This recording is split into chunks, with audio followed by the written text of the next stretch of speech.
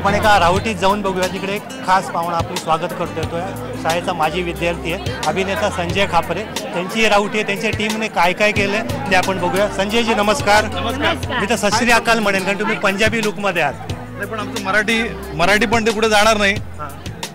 पण आम्हाला आता राज्य मिळालं पंजाब, त्याच्यामुळे पंजाबची खासियत, पंजाबचं काही प्रेक्षणीय स्थळं, पंजाबची काय म्हणतात त्याला शौर्य काय काय आहे सगळं आम्हाला तिकडे बघायला मिळेल. नक्कीच आम्हाला तेच बघायचं. हे काय काय बनवलंय मॉडेल थोडंसं एक्सप्लेन करा. हे सुवर्ण मंदिर केलेलं आहे, तिथलं फेमस आहे अमृतसरचं.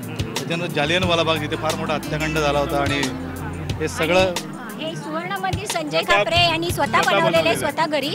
आणि हे पण जालियनवाला बाग त्यांनी केलेले. आणि प्रत्येक बॅचच्या मुलांनी खूप मेहनत घेऊन सगळं स्वतः केलेलं आहे. नक्कीच, कारण एवढं सगळं करायला ग्रुप तर हवाच. अजून पण इथे खूप काय काय गोष्टी आहेत, त्या थोडं एक्सप्लेन करा. हे पंजाबचे सण उत्सव आहेत, कारण पंजाबच्या प्रत्येक घरातला माणूस हा आर्मीत जायचा पूर्वी. त्याच्यामुळे त्यांच्या घरात कधी कधी दुःखद घटना येऊ शकते. त्यामुळे माझं असं एक लॉजिक आहे की ते प्रत्येक दिवस एन्जॉय करत होते, कारण कधी काही काळाचा घाव त्यांच्यावर घातला जाईल. त्यामुळे प्रत्येक दिवस एन्जॉय करायचे, प्रत्येक दिवस सणासारखा त्यांच्यासाठी असायचा. त्यामुळे हे सगळे उत्सव सण वगैरे हे साजरे केलेले आहेत.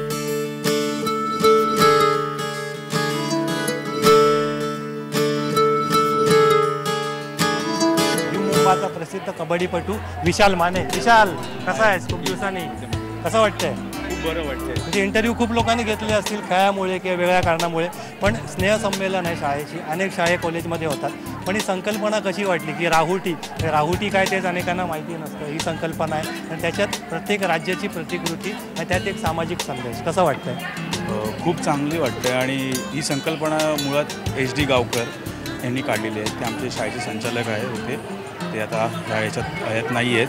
त्यांचा उद्देश, संकल्पना हाच होता की आपल्या देशात जेवढे राज्य त्यांचे पेहराव, खाद्य, त्यांच्या संस्कृती वगैरे ते लोकांपर्यंत पोचावे आणि सगळ्या विद्यार्थ्यांनी त्याचा फॉलो करावा आणि एकजुटीने राहावं, हीच संकल्पना होती.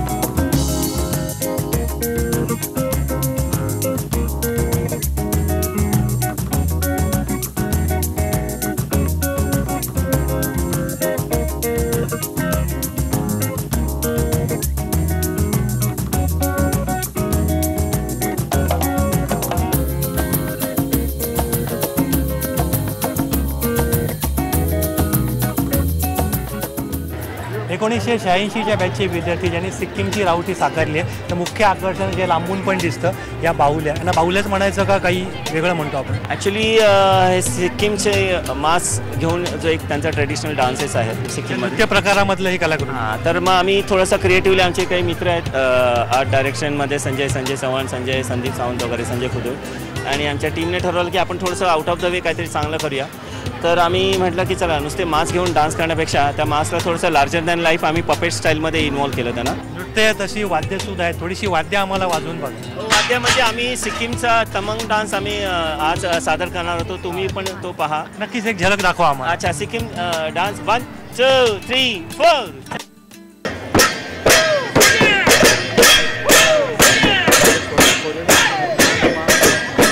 थोडं मागे.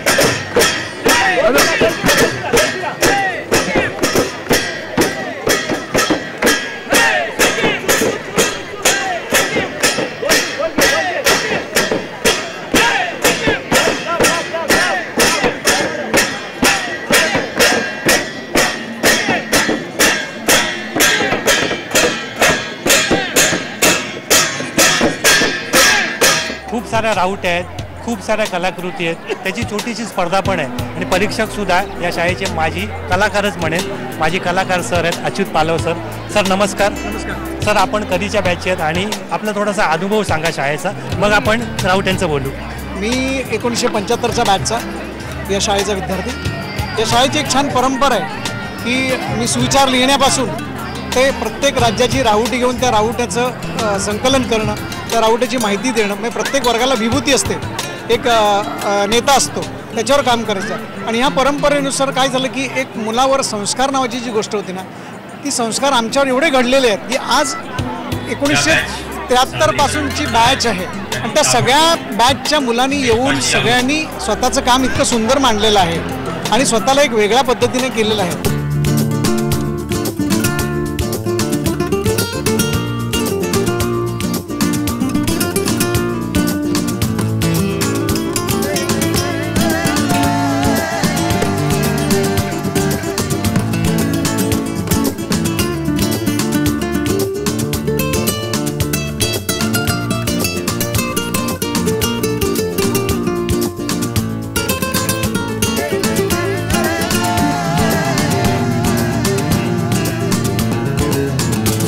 स्नेहसंमेलनं अनेक शाळा महाविद्यालयात नेहमीच होत असतात. माजी विद्यार्थी जमत असतात. मात्र राहुट्यांचा हा जो उपक्रम होता खूपच छान होता.